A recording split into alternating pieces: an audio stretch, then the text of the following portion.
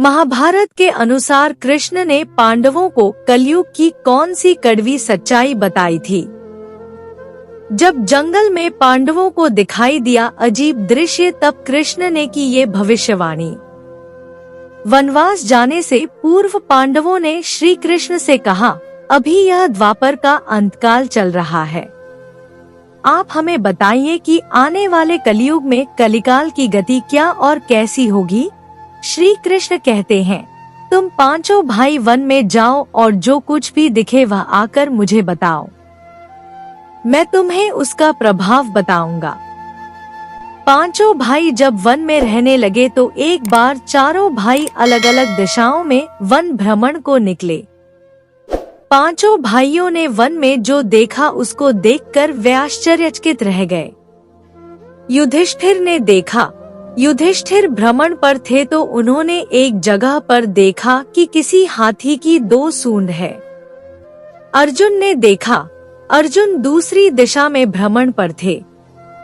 जंगल में उन्होंने देखा कि कोई पक्षी है, उसके पंखों पर वेद की ऋचाएं लिखी हुई हैं, पर वह पक्षी मुर्दे का मांस खा रहा है। भीम ने देखा। भीम ने जंगल में जो देखा वह भी आश्चर्यजनक था। उन्होंने देखा कि गाय ने बछड़े को जन्म दिया है। जन्म के बाद वह बछड़े को इतना चाट रही है कि बछड़ा लहूलुहान हो गया। सहदेव ने देखा। सहदेव जब भ्रमण पर थे तो उन्होंने चौथा आश्चर्य देखा कि 6-7 कुएं हैं और आसपास के कुओं में पानी है, किंतु बीच का कुआं खाली है। बीच का कुआं गहरा है, फिर भी पानी नहीं है। नकुल ने देखा। नकुल ने भी एक आश्चर्यजनक घटना देखी। नकुल ने देखा कि एक पहाड़ के ऊपर से एक बड़ी सी शिला लुढ़कती हुई आती है और कितने ही विशालकाय वृक्ष एवं शिलाओं से टकराकर उनको नीचे गिराते हुए आगे बढ़ जाती है। विशालकाय वृक्ष और शिलाएं भी उसे रोक न सके। अंत में एक अत्यंत छोटे पौधे का स्पर्श होते ही वह शिला स्थिर हो गई। पांचों भाइयों ने जंगल से लौटकर श्री कृष्ण को अपने अनुभव सुनाए। सबसे पहले युधिष्ठिर ने कहा कि मैंने तो पहली बार 2 सूंड वाला हाथी देखा। यह मेरे लिए बहुत ही आश्चर्यजनक था।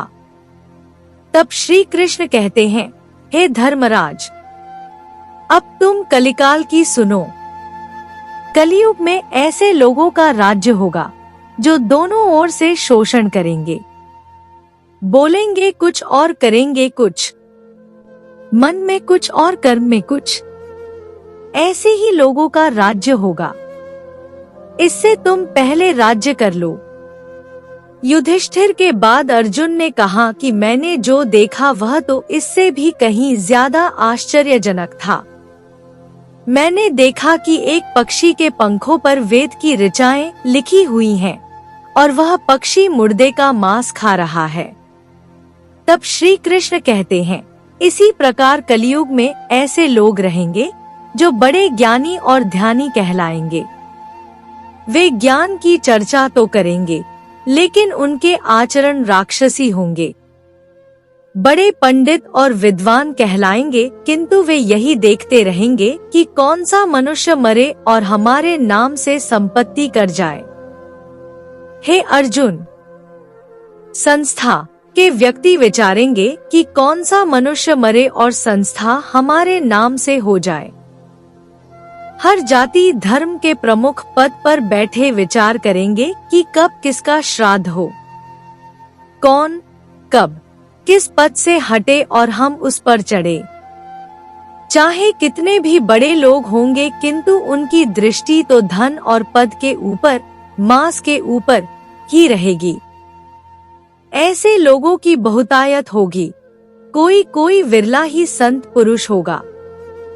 अर्जुन के सवाल के जवाब के बाद भीम ने अपना अनुभव सुनाया। भीम ने कहा कि मैंने देखा कि गाय अपने बछड़े को इतना चाटती है कि बछड़ा लहूलुहान हो जाता है। तब श्री कृष्ण कहते हैं, कलियुग का मनुष्य शिशुपाल हो जाएगा। कलयुग में बालकों के लिए ममता के कारण इतना करेगा कि उन्हें अपने विकास का अवसर ही नहीं मिलेगा। मोहमाया में ही घर बर्बाद हो जाएगा।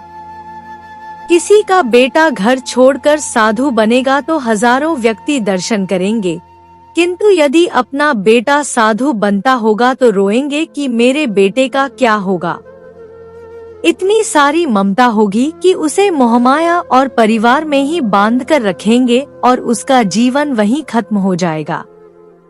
अंत में बेचारा अनाथ होकर मरेगा। वास्तव में लड़के तुम्हारे नहीं हैं, वे तो बहुओं की अमानत हैं। लड़कियां जमाइयों की अमानत हैं और तुम्हारा यह शरीर मृत्यु की अमानत है। तुम्हारी आत्मा परमात्मा की अमानत है। तुम अपने शाश्वत संबंध को जान लो बस। भीम के बाद सहदेव ने पूछा, हे श्री कृष्ण, मैंने जो देखा उसका क्या मतलब है? मैंने यह देखा कि 5 से 7 भरे कुओं के बीच का कुआं एकदम खाली है, जबकि ऐसा कैसे संभव हो सकता है? तब श्री कृष्ण कहते हैं, कलयुग में धनाढ्य लोग लड़के लड़की के विवाह में, मकान के उत्सव में, छोटे बड़े उत्सवों में तो लाखों रुपए खर्च कर देंगे, परंतु पड़ोस में ही यदि कोई भूखा प्यासा होगा तो यह नहीं देखेंगे कि उसका पेट भरा है या नहीं। उनका अपना ही सगा भूख से मर जाएगा और वे देखते रहेंगे। दूसरी ओर मौज, मदिरा, मांस भक्षण, सुंदरता और व्यसन में पैसे उड़ा देंगे, किंतु किसी के 2 आंसू पोंछने में उनकी रुचि न होगी। कहने का तात्पर्य यह कि कलयुग में अन्न के भंडार होंगे लेकिन लोग भूख से मरेंगे। सामने महलों बंगलों में ऐशोआराम चल रहे होंगे लेकिन पास की झोपड़ी में आदमी भूख से मर जाएगा। एक ही जगह पर असमानता अपने चरम पर होगी। सहदेव के बाद नकुल ने श्री कृष्ण को बताया कि मैंने भी एक आश्चर्य देखा। वह यह कि एक बड़ी सी चट्टान पहाड़ पर से लुढ़की, वृक्षों के तने और चट्टाने उसे रोक न पाए, किंतु एक छोटे से पौधे से टकराते ही वह चट्टान रुक गई। तब श्री कृष्ण ने कहा, कलयुग में मानव का मन नीचे गिरेगा, उसका जीवन पतित होगा। यह पतित जीवन धन की शिलाओं से नहीं रुकेगा, न ही सत्ता के वृक्षों से रुकेगा, किंतु हरि नाम के एक छोटे से पौधे से, हरि कीर्तन के एक छोटे से पौधे से मनुष्य जीवन का पतन होना रुक जाएगा।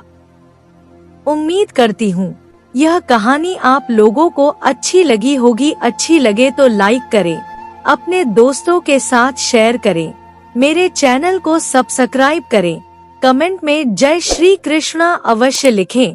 वीडियो सुनने के लिए बहुत बहुत धन्यवाद। मिलती हूँ एक और अच्छी कहानी के साथ।